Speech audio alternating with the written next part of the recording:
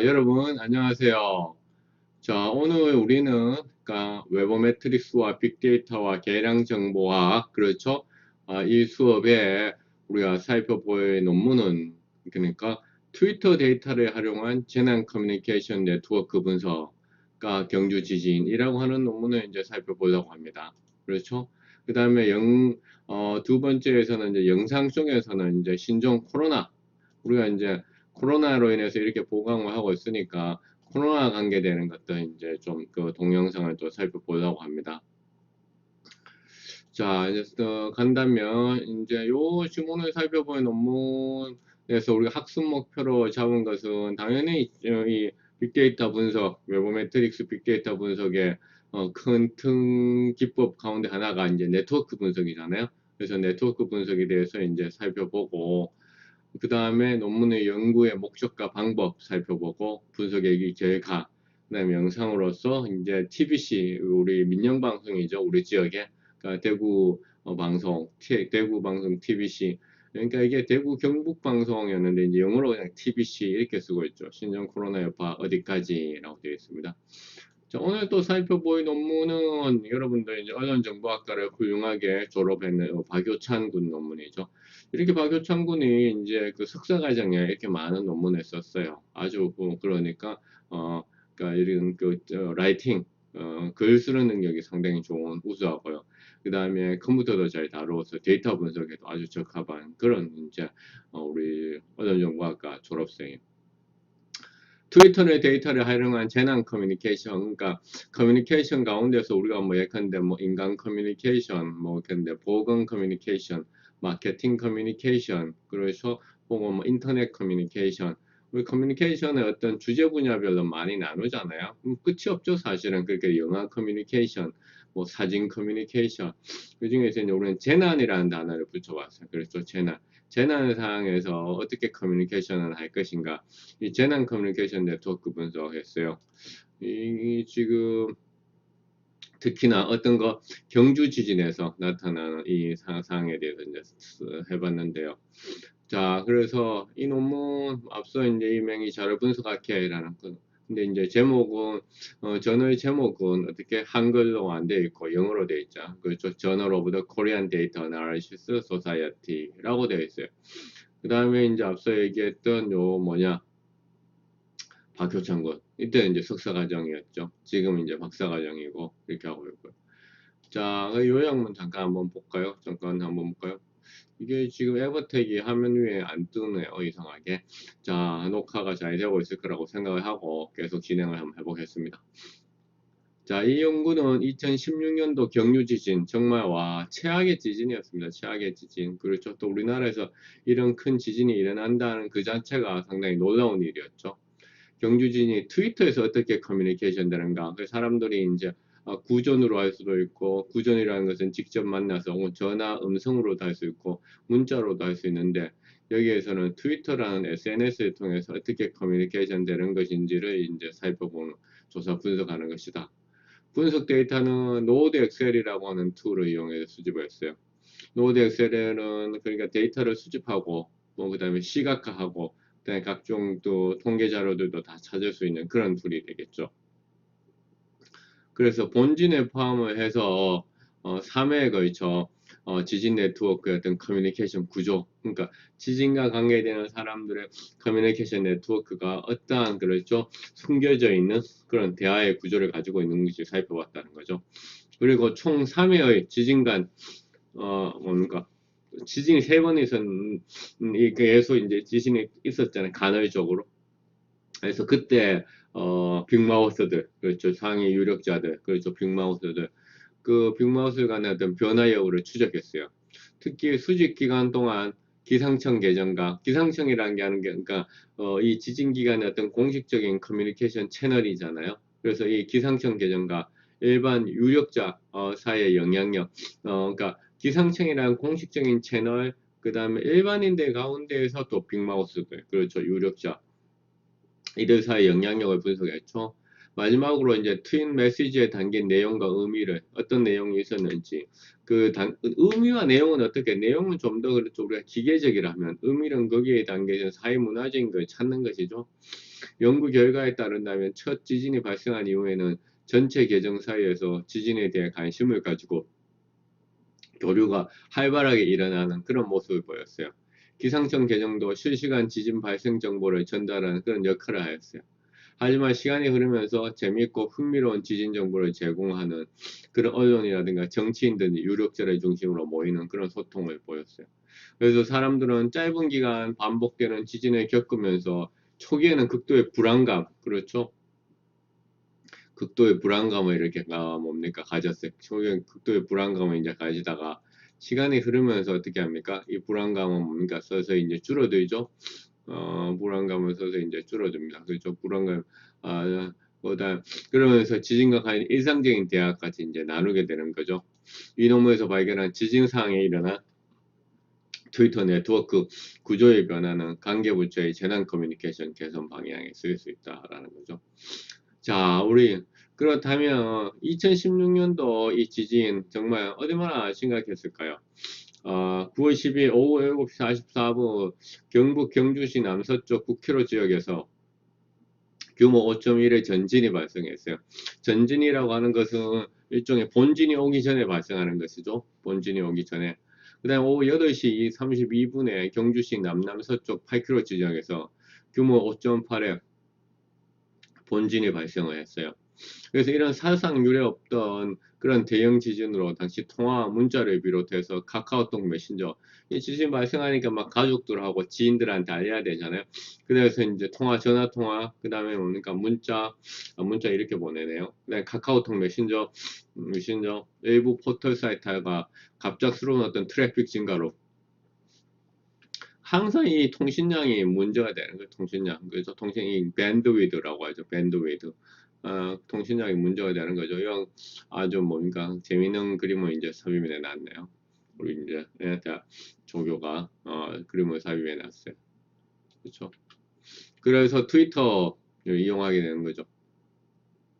이렇게 기존 메신저가 막혀버리는 상황에서 트위터는 커뮤니케이션 창구의 역할을 수행했는데요. 왜 트위터라는 것은 라디오처럼 자기가 이제 올려놓으면 그게 쭉 모든 사람들한테 다 전파되고 자기 친구들한테만 전파되는 것이 아니라 원하는 사람은 다 읽어볼 수 있죠.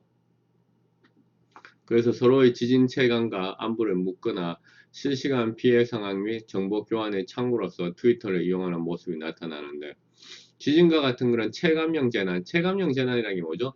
내가 당장에 느껴지는 거죠. 바로 그러니까 저쪽에서 산불이 일어났다. 그럼 산불은 뭡니까? 내가 그 산의 현장에 있지 않다면 체감할 수 없죠. 근데 지진 같은 경우는 내가 바로 있죠. 그 지역 전체 지역이니까 다 체감하는 거죠. 땅이 떨리는 것 같아. 아파트가 흔들리는 것 같아. 우리 집에 뭐 책꽂이에 책이 떨어지는 것 같아. 관계기관과 전통 언론보다 소셜미디어를 통해 실시간으로 재난에 알리는 그러니까 사람들 아까 뭡니까 다 카카오톡이라든가 포털 사이트라든가 통화라든가 문자 잘 안 되니까 사람들이 결국 전통 언론 어떻게 합니까? 뭐 이렇게 누군가가 계속 응답해 주는 거 아니죠? 소셜미디어 통해 실시간 재난을 막 알리게 되는 거죠. 그러니까 부의특정의 사람들이 지진정보 그러니까 부의특정이라는 사람들이 뭡니까 서로 잘 모르는 사람들이 막 메시지를 공유한다는 거 이렇게 트위터 역할이 하는 거죠. 지금까지 트위터가 2006년도에 트위터 나왔는데 전 세계적으로 재난이 발생했을 때 트위터가 항상 큰 역할을 했어요. 그래서 이제 여기에서도 트위터를 활용해서 경주 지진 어떤 재난 커뮤니케이션 네트워크를 이제 살펴보는 거죠. 트위터는 이제 연속적 메시지로 구성되어 있다라는 것은 무슨 얘기죠? 메시지 올리고 나서 또 그거 계속 올리고 거기다 또 뭔가 리트윗 할 수도 있고 거기다 리플라이 할 수도 있고 140자까지 사실은 이제 처음에 2006년도에 만들어질 때는 140자까지였는데 지금은 좀 더 확장이 됐어 확장. 그래서 자기가 뭐 약간 그 140보다 더 많이 쓸 수는 있어요. 그런데 우리 흔히들 트위터가 처음 만들어질 때 140자니까 이제 140자 이렇게 얘기하는 거예요. 그러니까 간결성이 무기죠. 간결성의 무기로 트위터 내의 정보는 빠르고 직접적으로 전파될 수 있고요. 비용이 들지 않고도 쉽고 효과적인 대화가 가능하고요. 계정끼리 강하고 활발한 관계를 만드는 이유가 되죠. 트위터는 그래서 리트윗이 가능한 높은 전파력, 신속한 체감형 정보 전달, 그리고 알람 프로그램을 활용한 인지력을 가지고 있어서 재난 정보 전달에 가장 그러니까 알람 정보까지도 그러니까 이게 처음에는 이런 여러 가지 많은 기능이 없었는데 시간이 지나갈수록 이런 기능들을 많이 이제 트위터가 가지게 된 것이죠. 왜냐하면 이제 트위터가 다른 이제 소셜 미디어하고 이제 경쟁을 하게 되면서 이렇게 된 거죠. 그러니까 트위터만의 어떤 강점들이 이제 다른 소셜 미디어들도 가지고 가면서 이제 이렇게 된 겁니다. 그래서 트위터는 크게 6가지의 네트워크 유형이 나타난다. 이게 상당히 중요합니다. 근데 요 이제 6가지 네트워크 유형에 날아가기 전에 논문 잠깐도 한번 봐야 되겠죠. 자, 트위터 앞서 이제 이 논문 한번 볼까요?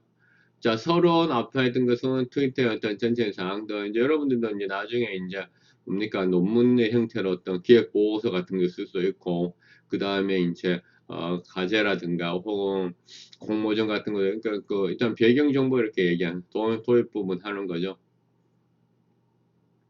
그 다음에 문헌 검토 및 이제 연구 문제에 대해서 문헌 검토 및 연구 문제, 그래서 이제 트위터의 특성, 그 다음에 재난 커뮤니케이션, 이런 것들에 대해서 이제 내용을 이제 신속성, 개방성, 이제 청구 문서 이렇게 하잖아요.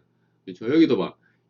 2010년에 폭우로 인한 우면산 사태 실시간 피해 사항이 트위터를 통해 전해지기도 했고요.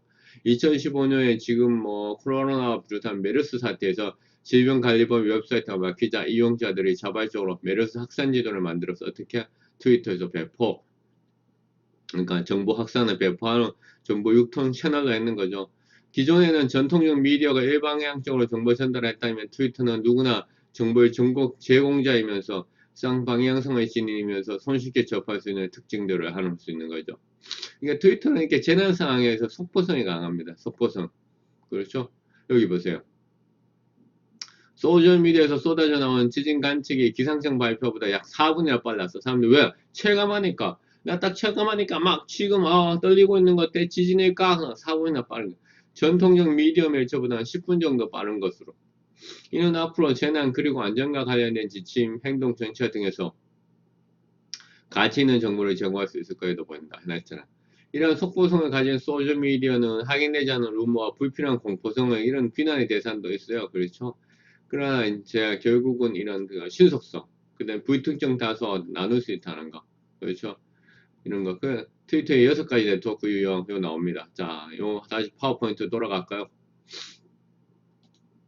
6가지 유형이 반드시 시험 문제 나옵니다. 반드시 시험 문제. 반드시 기억하세요. 양극화되어 있다. 양극화되어 있다. 2개의 집단이 양극화되어 있는 거예요. 그렇죠? 촘촘하다. 집단이 이렇게 중첩되어 있는 거예요. 중첩되어 있어요. 중첩, 이렇게 중첩되어 있어요. 중첩되어 있어요. 개별화야 된다. 따로 놀고 있어요. 따로. 그렇죠? 공동체다. 그런 중첩도 있고, 개별화도 있고, 그러니까 이렇게 약간 이렇게 뭉켜져 있습니다. 뭉켜져 있습니다. 방송에 누가 한 명이 유력자가 정보를 쭉 보내고 있어요. 지원령에 누가 한 명의 정보한테 사람들이 막 받기 위해서 몰려 있어요. 이렇게 6가지요. 6가지. 이 논문에서는 트위터 네트워크 유형을 중심으로 그래서 지진 발생 초기와 이후의 커뮤니케이션 변화 과정의 네트워크 분석을 한다 해놨어요. 그럼 6가지 잠깐 볼까요? 다시. 자, 이 6가지예요. 6가지. 자, 이거를 그러면 여러분들을 위해 가지고 파워포인트에다가 한번 넣어볼까요? 짜잔, 짠. 넣었어요.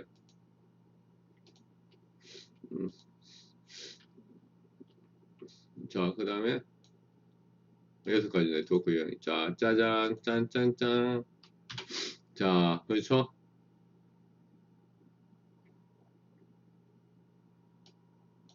자, 요거는 디자인 메모 삭제할까요? 오케이. 좋아요. 딱 좋아요. 아주 좋아요. 자, 6가지 유형. 이거 그림이 약간 좀 모양이 약간 좀 이렇게 하면 좀 더 깨끗하게 될까? 자, 한번 보세요. 자, 이거 뭐죠? 폴러라이즈드 크러스트. 양극화되는 거예요. 서로 다른, 그렇죠? 따로 놀고 있는 거예요. 따로 놀고. 그러니까 이게 단순화시킨 거예요. 이 네트워크를. 그렇죠? 단순화시킨 거예요. 단순화시킨 거죠.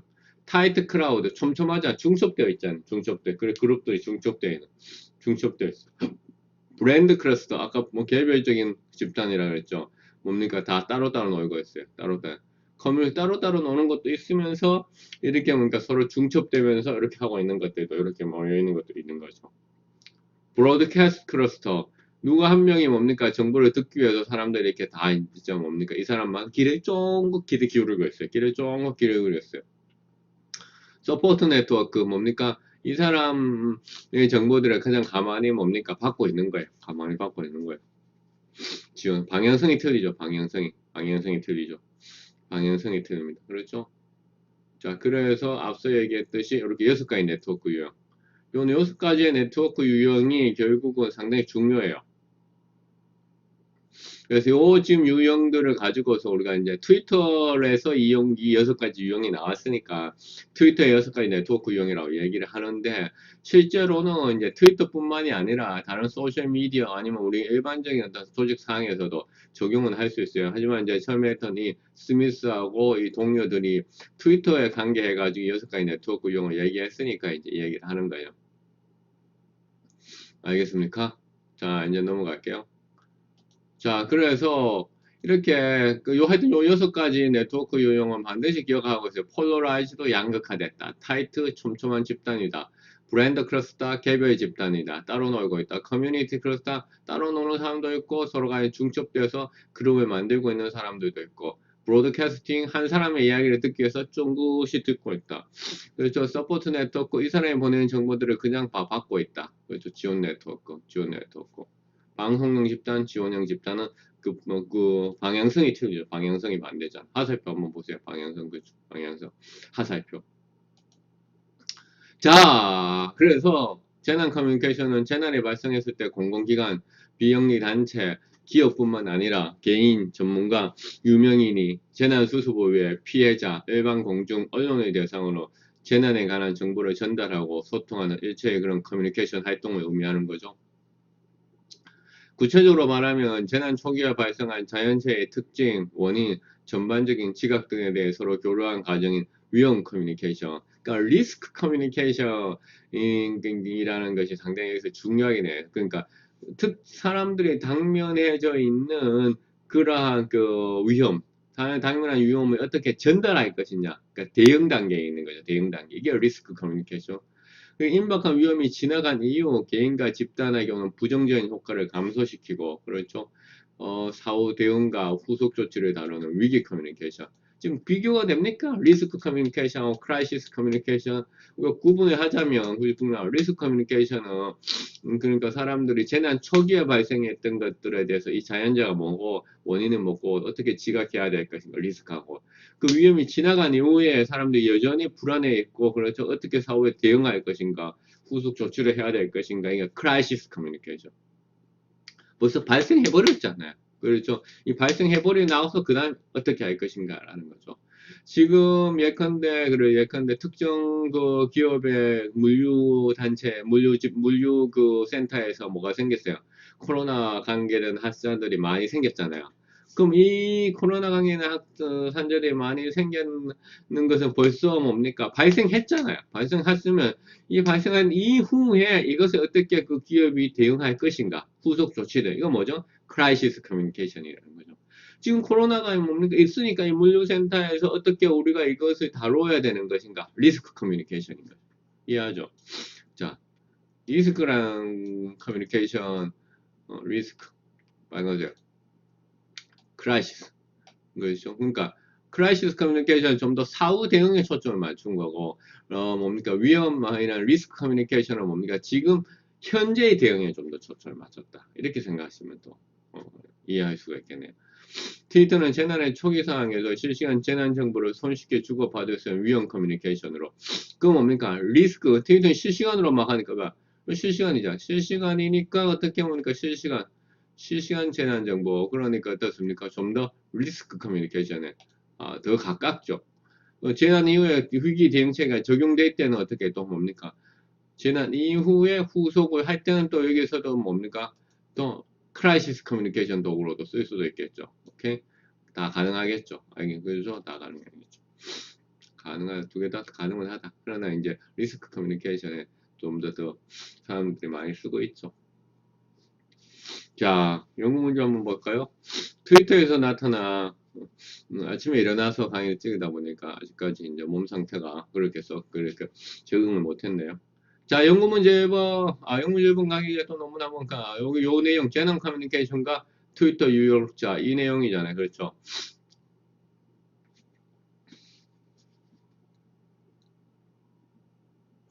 그래서 이제 여기 보면, 2011년도 일본에서, 정말 3월 11일이었어요. 3월 11일. 일본에서 3일 내에 이제, 마치 11, 지진 발생 직후를 분석한 연구에 보면 피해자들이 공공기관이나 전통적 언론보다 트위터를 통한 P2P가 뭐죠? 동료 간에 서로 간에 주고받는 이런 커뮤니케이션 선호한다 찾기도 했죠. 그렇죠? 그래서 재난과 관계돼서 이렇게 트위터 유용했다. 연구 문제에 나왔어요. 연구 문제. 자, 트위터에 나타난 경주 지진의 재난 커뮤니케이션 구조는 어떠한가? 구체적으로 각 시기별로 본진과 이어진 두 차례 여진 이후 전체 네트워크의 의사소통 형태는 어떻게 바뀌었냐? 이게 바로 아까 전에 얘기했던 우리 뭐죠? 의사소통 형태 뭡니까? 네트워크 유형을 얘기하는 거죠. 그 이유는 무엇인가? 그렇죠? 시기별 네트워크에서 상위 유력자는 누구인가? 그렇죠. 상위 유력자는 누구이고 여진이 이어지면서 상위 유력자들의 프로파일의 어떤 차이, 사람들이 달라졌느냐는 거죠. 사람들이 달라졌느냐. 구체적으로 상위 유력자들 중 기상청과 일반 유력자 계정의 영향력과 그렇죠. 위치 변화 일어나는 것. 그렇죠. 위치 변화가 일어나는 것. 위치 변화라고 하는 것은 순위들이 좀 바뀌었느냐 이런 얘기를 하고 있는 거죠. 자, 이게 이제 노드 엑셀이라는 툴이에요. 노드 엑셀 툴을 우리가 이제 전산실에서 수업을 할 수 있으면 한 번 정도는 이제 데모를 해볼 수 있는 거죠. 트위터 아니면 여러분들이 이제 매뉴얼들이 또 인터넷에 있으니까 다운로드 받아서 무료 버전도 있어요. 무료 버전도 있으니까 해볼 수도 있겠죠. 트위터 상에서 지진이라는 단어가 포함된 그런 트윗이 올린 계정 간의 관계 데이터. 그러니까 트윗이 올렸는데 그 트윗에 지진이라고 하는 단어가 포함되어 있는 트윗들을 다 수집을 하는 것이죠. 그래서 데이터를 수집, 네트워크 분석, 그 다음에 시각화를 위해서 노드엑셀 프로그램을 사용하였어요. 그 다음에 트위터는 세 종류 API는 애플리케이션 프로그래밍 인터페이스죠. 자동으로 데이터를 수집할 수 있도록 도와주는 그러니까 트위터가 그래도 이렇게 뭡니까 사람들이 많이 이용하고 또 연구에 막 목적에 쓰일 수 있는 게 바로 이 API라고 하는 것이 제공해 준다는 거죠. API라는 것은 우리가 뭡니까 소프트웨어가 자동으로 데이터를 내가 어떻게 지진이라고 포함되어 있는 트윗의 이 수만 건을 그렇죠 일일이 다운로드해서 카피해가지고 하기 힘들잖아요. 그럼 내가 소프트웨어 노드 엑셀이라는 소프트웨어를 이용하면 이 노드 엑셀 소프트웨어가 트위터에 들어가서 이 데이터를 땡겨올 수 있도록 트위터가 그 문을 열어줘야 돼. 근데 그런 문을 잘 안 열어주는 거죠. 그래서 이 문을 열어줘야만이 그 문을 통해서 이렇게 데이터를 수집을 할 수 있고 또한 또 다른 그 관계되는 다른 부가적인 서비스들을 만들 수가 있어요. 알겠죠? 그래서 API. API는 크게 세 종류가 있어요. 여기 시험 문제 잘 나옵니다. REST API. 이거는 새 트윗 새로 나왔는 거, 사용자 프로필, 팔로워 정보의 수집에 유용하고요. Search API는 일주일 동안의 트윗을 검색하는데 약 일주일에서 한 10일까지도 됩니다. 지난 일주일 동안 보통 일주일에서 한 10일 보통 일주일이라 이렇게 얘기하면 자주 사용되고요. 마지막 스트링 API는 트윗을 실시간으로 수집하기 활용됩니다.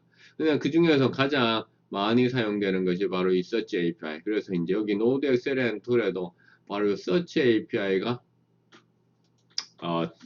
이용해서 하고 있어요. 스트링 API라는 걸 REST API를 구현하기가 좀 더 어렵고 그만큼 이제 비용이 또 발생할 수도 있고요. 그래서 Search API는 좀 더 무료로.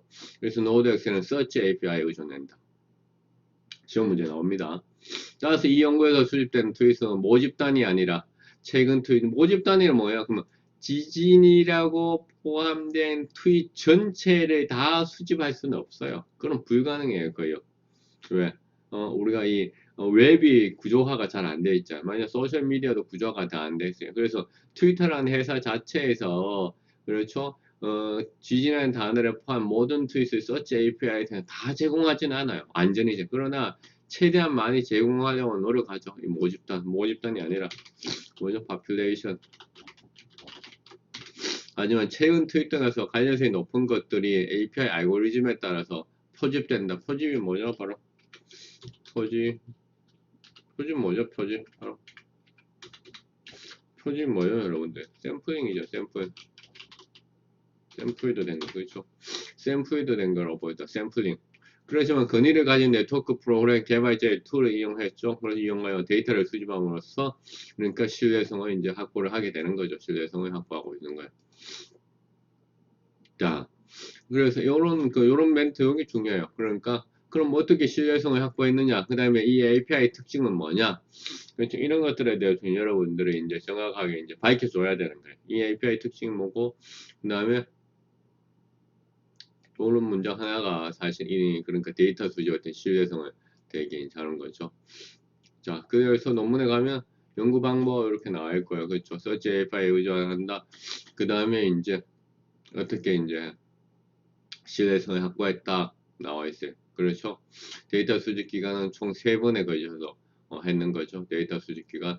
여기 그 다음에 진도, 지진의 강도 언제 발생했는지, 그다음에 데이터의 수집 기간, 메인 샥, 그 다음에 애프터 샥 1, 애프터 샥 2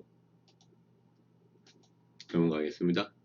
자, 여기 파워포인트에도 넣어놨고요. 그 다음에 로 데이터. 그러니까 데이터를 우리가 이제 분석하기 전에 그렇죠. 그러니까 일종의 재료 같은 거죠. 재료 같은 거. 이걸 로 데이터 이렇게 얘기해. 원 데이터. 그렇죠. 로 데이터. 그래서 노덱스의 그래프 갤러리 홈페이지에 게시된 지진 트위터 네트워크 파일. 그러니까 노덱스 그래프 갤러리에 게시된 지진 트위터 네트워크 파일. 이건 뭐냐면 우리가 이제 노드 엑셀이라는 툴을 통해 가지고 데이터를 이제 수집을 했잖아요. 그러면 그 데이터들이 뭡니까? 노드 엑셀을 이용한 다른 사람들한테도 어떻게 같이 공유될 수 있도록 이렇게 일종의 오픈, 개방된 창고, 오픈 레퍼러지토리, 뭐 영어로 하는데 그 영어까지는 여러분 알 필요는 없을 것 같고 그냥 개방된 창고 같은 걸 운영해요. 그것에 말고 노드 엑셀러 그래프 하는 거예요. 적어 놓을까요? 트위터 네트워크 이런 걸 가지고 뭐라고 한다? 오픈 레포지토리 개방된 데이터 저장소. 그럼 누구나 와서 이런 걸 이용할 수 있겠죠. 개방된 데이터 저장소죠. 노드에서 그래프게 여기서 이제 네트워크 파일을 이제 사용을 할 수 있는 거죠. 지진 트위터 네트워크 파일. 지금도 여러분들이 가면 찾을 수 있다 이 얘기입니다. 어디 이 주소에 가가지고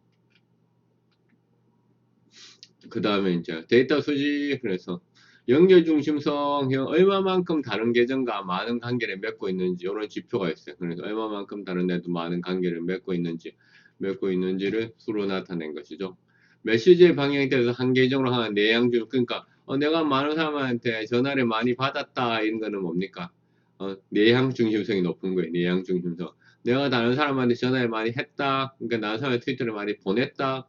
이건 뭐죠? 외향 중심성. 아웃디그리. 그 다음에 뭡니까? 나는 다른 사람들한테 내가 저 중간에서 어떻게 잘 중계를 했다. 그러니까 매개 중심성, 중계 중심성, between is set reality. 그래서 이런 지표를 통해서 정보의 흐름이 제어하는 그런 유력자를 찾는 거죠. 근데 작성한 리트윗이 많이 되는 계정들은 특히나 이런 뭡니까? 리트윗 많이 되는 계정 특히나 매개 중심성, 이 비트윈리스가 높게 되는 거죠. 그렇죠? 그래서 유력자 비교를 이제 매개 중심성 값을 기준으로 했어요. 유력자 비교는 매개 중심성 값을 기준으로 설정했어요.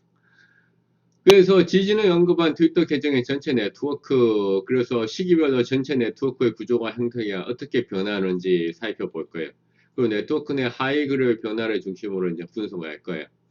자, 한번 보세요. 시기별로 지진 키워드 분석 결과, 노드는 뭡니까? 트위터를 올리는 사람들. 서로 간에 리플라이 하거나 리트윗 하는 링크잖아요. 그런 것들을 분석을 해서 연결거리와 밀도의 값을 찾았어요. 번진이 일어난 직후에 이것을 이제 수집한 데이터는 9,191개.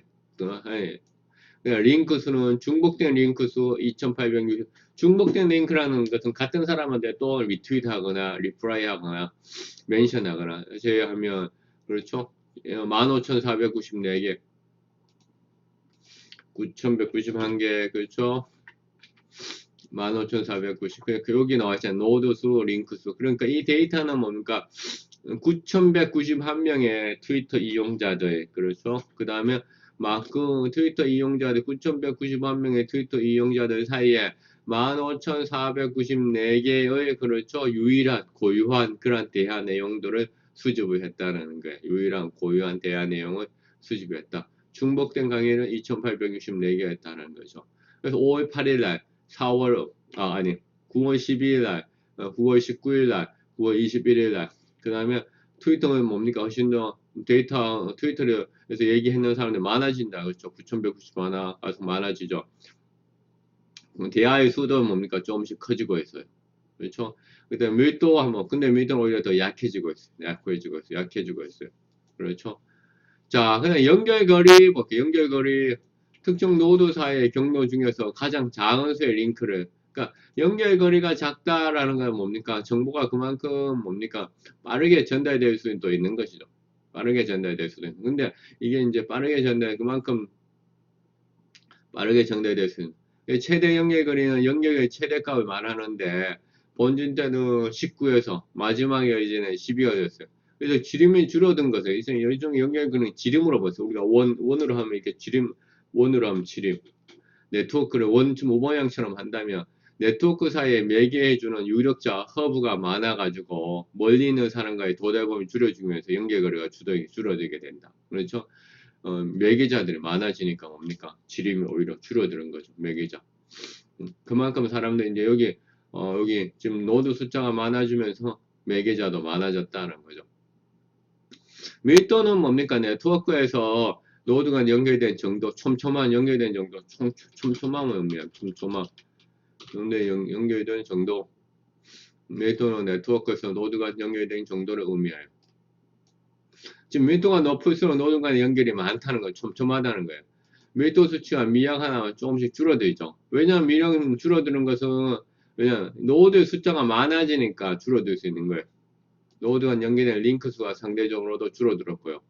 네트워크에서 노드 수가 조금씩 노드 수가 증가하고 노드 수가 증가하면 네트워크 밀도는 왜냐하면 노드 수가 증가를 하면 당연히 그렇죠. 이게 서로 관계 맺어야 된 관계해야 될 대상이 많아지잖아. 그렇죠. 노드 수가 증가하면서 관계 맺을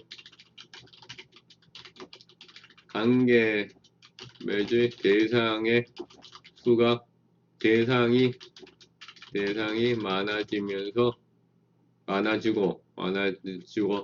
그다음에 노드 간 연결된 링크의 수가 또한 상대적으로 그래 줄어들어요.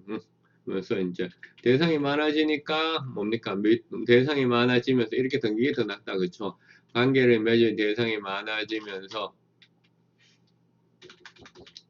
연결된 링크 수가 상대적으로 줄어들었어, 그렇죠? 많아지면서 개별 개별 상대방 뭐 이렇게 그냥 해라 많아지면서 연결되는 링크의 수가 상대적으로 연결할 수 있는 링크의 숫자가 연결할 수 있는 링크의 숫자가 연결할 수 있는 관계 대상이 많으니까 여러분의 친구가 10명 있다가 여러분의 친구가 9,991명 있다가 11,554명이 됐어. 그러면 12,204명이 됐어. 그럼 뭡니까? 이 대화에 참여하고 있는 대상의 수가 많아지고 있죠. 그러면 여러분들이 트위터를 날려야 돼. 그런 연결할 수 있는, 연결해야 돼. 그런 링크 수가 상대적으로 줄어들 수밖에 없죠. 여러분들께서 9,991명한테 10명한테 보냈어. 근데 11,554명한테 했어. 그럼 뭡니까? 또 10명한테 보내야 되나? 수명을 더 많아지잖아요. 그러니까 어떻게 그만큼 에너지가 더 필요하죠. 그러면 당연히 링크 숫자가 연결되는 상당히 줄어들죠. 그러니까 밀도가 뭡니까? 이렇게 당연히 줄어들었다라는 거죠. 밀도는 그래서 이 노드 숫자와 반비례합니다. 노드 숫자가 많아지면 밀도가 상당히 줄어들 수밖에 없다. 근데 여기에서는 연결거리는 그럼에도 불구하고 연결거리가 왜 줄어들었어요? 왜냐하면 매개자가 더 많이 늘어났겠죠. 또 그렇죠? 매개자가 늘어났겠죠. 매개자가 관계 메뉴 대화상이 많아지면서. 자, 그래서 트위터 네트워크 구조, 하위 구조를 살펴보기 위해서 이 그림이 크게, 좀 더 크게 해볼까요? 자, 하지 말고 아래 다른 슬라이드에다 넘길까요?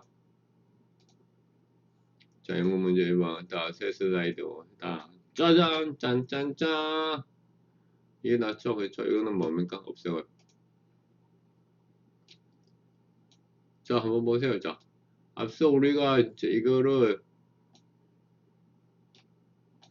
자 모든 전체 네트워크의 하위 구조의 구조를 살펴보기 위해서 이거는 뭐냐?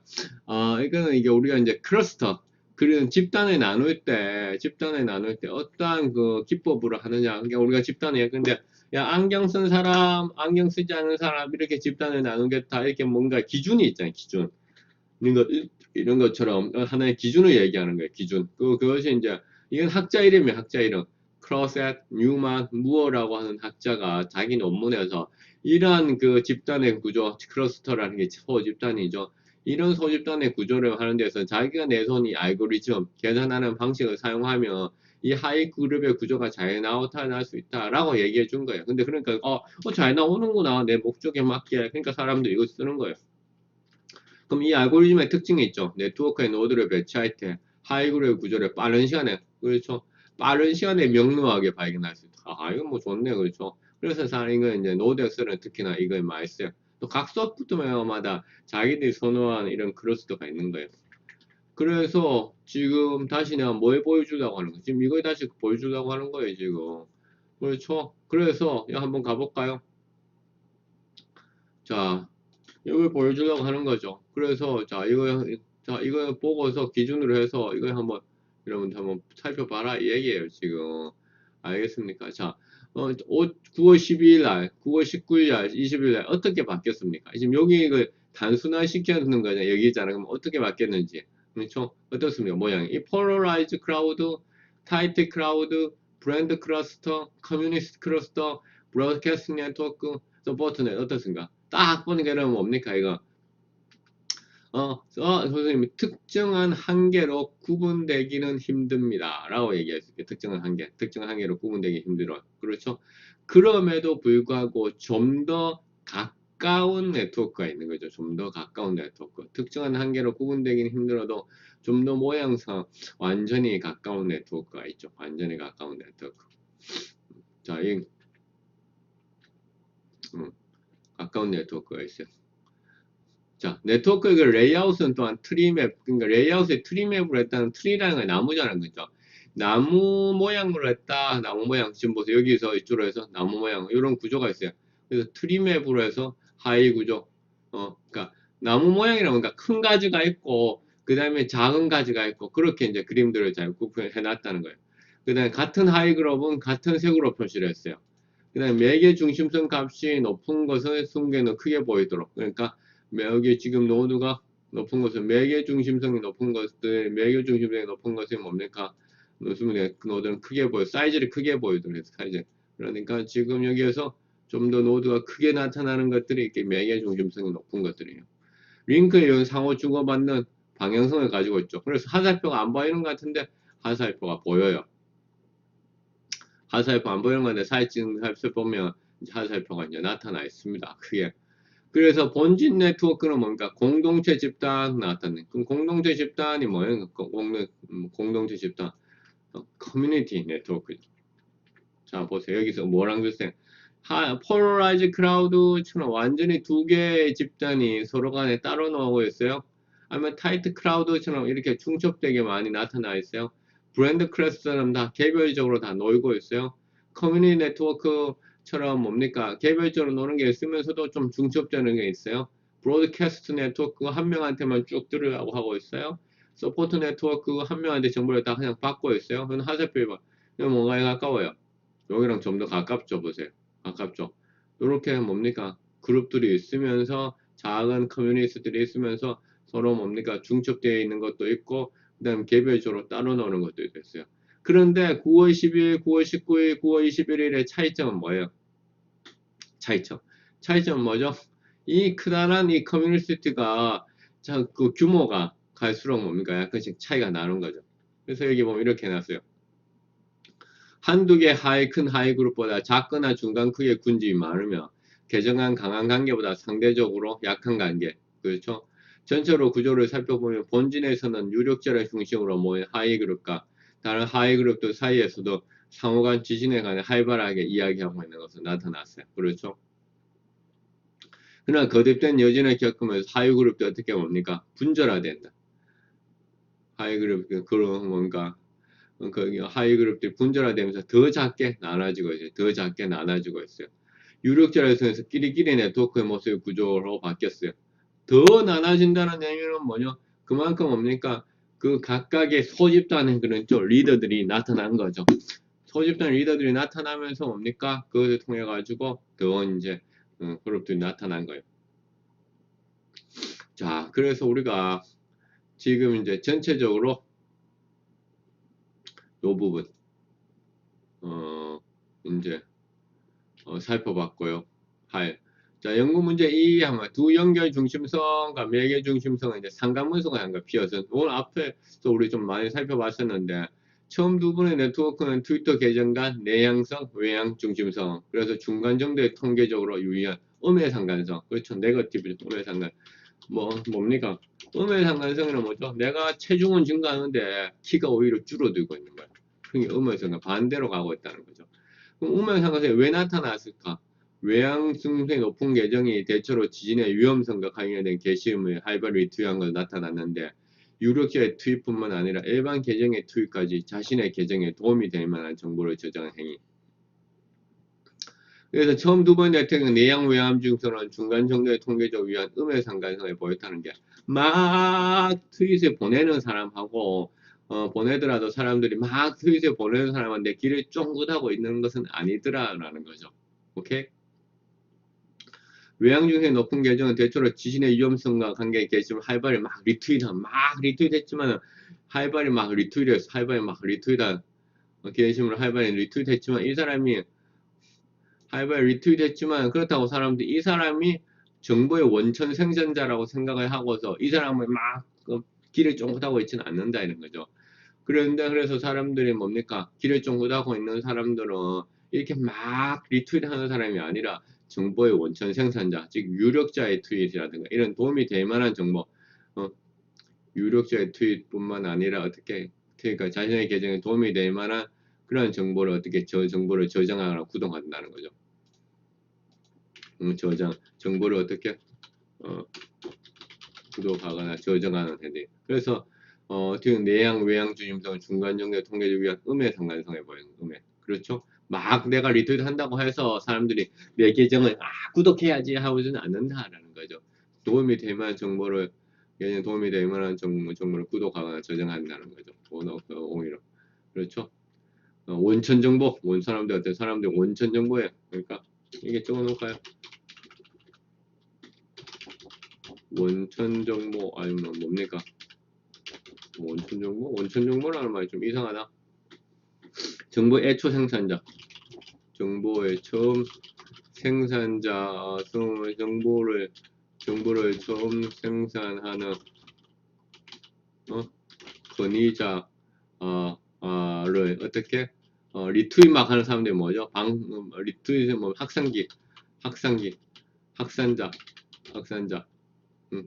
학산자보다 선호하기 때문에 나타난 때문에 음의 상관성이 나타날 수 있습니다.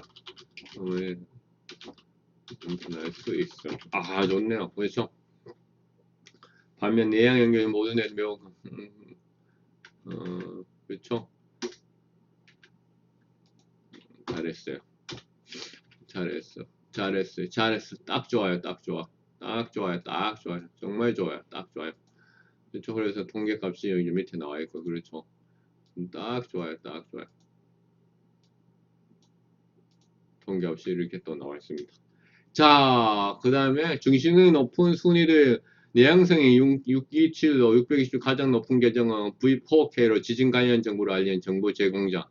D 아이돌 멤버 계정의 내향성 값들이. 그러니까 이 사람들 특히 팬클럽을 통해 가지고 이렇게 소위 팬슈머 계정에 내용 팬슈머들의 역할이 있는 거죠 여기서. 그래서 이게 어디서 팬슈머라고 얘기해요. 팬터리언, 팬클럽에 있는 컨슈머다. 그렇죠. 팬슈머들. 외향성 가장 높은 것은 오히려 아까 일반의 계정 이거 V4K가 아니라 이제 이 계정이죠. 그냥 지진 관련 정말 리트윗을 통해 타임라인. 그래서 이 두 개의 상관성을 보니 서로가 안 맞더라 이 얘기인 거죠. 서로가. 그렇죠? 여기 뭡니까? 내향성이 높은 사람들이 외향성도 높은 것이 아니더라라는 거죠. 그러니까 음의 상관성이 나타났다 이 얘기인 거죠. 그러나 내향성하고 외향성 모두 매개성하고는 높은 상관관계를 보였다라는 거죠. 내향성하고 매해서 다 모두가 그러니까 인들이하고 보세요. 인들이하고 betweenness, 그렇지? 인들이랑 betweenness, 인에 다 높게 나왔잖아요. in하고 out은 마이너스로 나왔잖아요. out하고 between도 어떻게 상관성이 있는 것으로 나왔죠. 그러나 in이 더 between하고 매개성하고 더 상관성이 더 훨씬 더 높게 나타났죠. 여기보다 0.84이고 0.186, 0.987이고 0.07이 엄청나게 차이 나요. 0.08, 0.98이지만 인이 그러니까 유력자 betweenness의 높인 것은 역시나 in이라는 인디그리 내향성이라는 인디그리 내향성. 펜슈머. 자, 중심성이 높은 순위수 외향성 값이 가장 높은 것은 74로 일반 행계죠. 지진 관련 정보를 리트윗을 통해 타임라인에 게시한다. 게시라는 말이 오타가 났네요. 게시함. 워드 페어. 어떤 단어가 자주 등장하는지, 지진 때문에 규모 5, 지진 5에 이번 지진에 떨고 있니? 이런 것들. 그 세 분의 지진 동안 이루어진 트윗 단어 빈도 분석 결과인. 그렇죠? 그래서 6월 12일 지진에서 단어 빈도 4위를 차지한 V4K는 일반 유저 계정으로 가장 큰 유력자를 알 수 있다. 자, 이제 논문 잠깐 여기 보면 앞서 그 컨셉도 정리해놨죠. 정리해놨어요. 자, 요것도 그러면 여러분들 좀 볼 수 있도록 내가 쭉 한번 갖고 가볼까요? 자, 확인.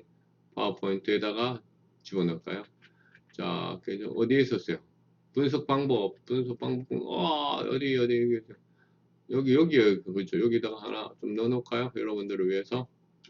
자, 여러분들을 위해서 또 이렇게 하나 또 넣어놨어요. 이게 지금 근데 이게 이제 하니까 이제 그전에 좀 사이즈가 있죠. 원래 작게 만들어진 거여가지고 그렇죠. 그런 면이 일단 좀 자, 오케이. 이것도 확실하게 그렇죠. 자, 넘어가겠습니다. 자, 넘어가고 두 개의 단어들 그렇죠. 유력자 순위. 그래서 요 유력자 순위들은 이제 각각의 그 지진 시기별로 또 살펴본 거죠. 원진 네트워크는 V4K 일반인 계정이 가장 큰 유력자, 아이돌 멤버.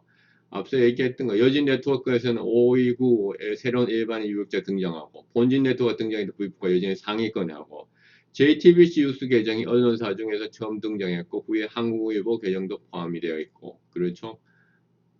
그러나 여진은 아직은 일반인 빅마우스 상위. 그만큼 이게 피어투피어 네트워크, 불특정 다수들이 많이 한다는 거죠. 그러면서 언론사보다 더 많이 했다는 거죠. 새로운 유력자가 AD를 차지하고. 앞선 네트워크와 달리 언론사, 정치인, 변호사 계정은 다양한 계정의 유력자가 새롭게 쓰니까 지질이 많이 증가하니까 이제는 이제 공식적인 계정들, 그 다음에 이런 일반인 계정 말고 이런 기존의 어떤 셀러브리티라든가 혹은 미디어 채널들이 이제 등장을 하는 거죠. 시간이 지나가니까. 결국은 이제 그런 측면들에서 이제 이 논문이 아주 잘 썼어요. 아주 잘 쓴 논문이에요. 박효찬 아주 훌륭한 친구예요. 아주 훌륭한 친구예요. 자, 그래서 이제 양문화된 관계. 같은 그림의 편들에 따라 여기 무슨 얘기해 봐. 여기 보면 그림에서 나타나듯이 아이돌에서 모인 계정들은 다른 하위 그룹들과는 관계를 거의 이루고 있지 않고 있으며 같은 그룹이지만 아이돌 멤버에 따라 팬들이 서로 양분화된 관계가 났다. 한편 관계 부처인 기상청 계정의 지진 속보 소식은 갑작스러운 지진에 놀란 트위터 이용자들이 많은 관심을 나타냈다. 나오는 거. 자, 이렇게 논문을 정리하고 그렇죠. 그래서 결론 보면 지진의 키워드를 하고 있는 트위터를 수집하고 중심성이 높은 사용자 살펴보고 네트워크 유형을 6개를 가운데서 1개를 찾았죠. 커뮤니티 클러스터. 지진이 일어났을 때는 갑작스러운 어떤 외부의 큰 충격과 경험이 네트워크 내부로 들어오면서 노드 전체가 공동체의 구조를 보였죠. 여진이 이어지면서 사익을 소통해 줄고 유력자 그룹끼리만 끼리끼리는 분조화된 구조. 그 다음에 속보성, 체감성 뜻이 주로 이었고 정통적인 미디어보다 P2P, 피어-투-피어 커뮤니케이션 선호했고 여진이 계속되면서 예방에 대한 관심이 트윗이 이어지면서 전통적인 공식적인 정보에 갈수록 의존하게 되죠. 시간이 지나가면서. 자, 동영상 코로나 직면한 대학가의 문제들에 관한 이야기와 재난상에 발생했을 때 재난의 인식 개선들 이야기를 나누고 있어요. 자, 이 동영상 뭡니까? 누가 나오고 있을까요? 신종 코로나 바이러스가 하루가 다르게 빠른 속도로 확산되고 있습니다. 최근 17번째 확진자가 대구에 다녀간 것으로 확인돼 대구 경북도 초비상이 걸렸는데요.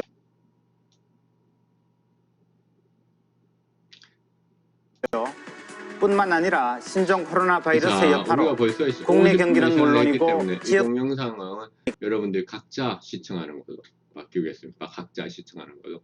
그래서 재난 커뮤니케이션 중 재난 초기에 발생한 자연재해의 특징, 원인, 전반적인 지각 등에 대해 서로 교류한 과정 뭡니까? 재난 중요한 말이 뭐죠? 재난 커뮤니케이션 중이잖아요. 그러니까 뭐죠? 중 리스크가 아니에요. 리스크 커뮤니케이션.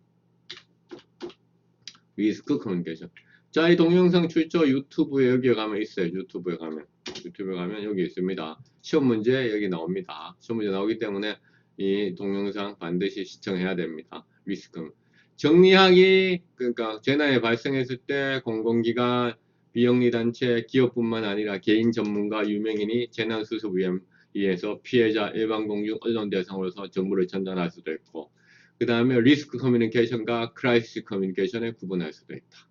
자, 이렇게 해서 오늘 강의를 여기서 마치도록 합니다. 야, 여러분들 오늘 훌륭한 논문 그렇죠? 잘 봤어요.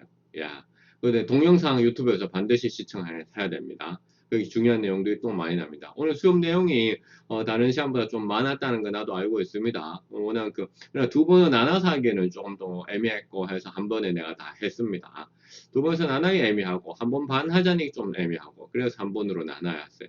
그래서 동영상은 자율적으로 하는 걸로 맡기도록 하겠어요. 그러나 반드시 시험 문제 나오니까 동영상 반드시 시청합니다.